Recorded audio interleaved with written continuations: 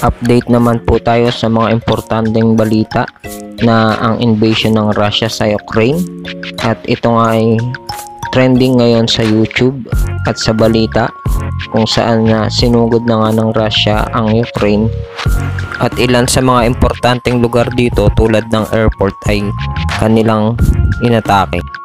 At sabi nga ni Putin ay wala siyang ibang magagawa kundi protektahan ng kanilang bansa dahil nga sa di pagkakaunawaan ng dalawang bansa, Ukraine at Russia. At tayo naman sa presidente ng Ukraine ay gagawin nila ang lahat para maitaboy ang pwersa ng Russia sa kanilang bansa. At dahil nga dito ay marami na rin ang nagsilikas at traffic na rin sa mga gasoline station, ang mga ATM nila ay nagkaroon na rin ng limit ang withdrawals. At sabi nga sa isang news ay ito ay ine-expect na rin nila dahil sa mga ginagawang military exercises ng mga Russia.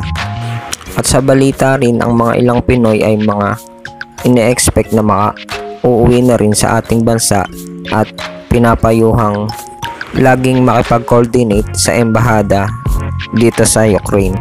At hanggang dito po muna ang mga halagang balita na inihatid ko sa inyo para maging updated tayo.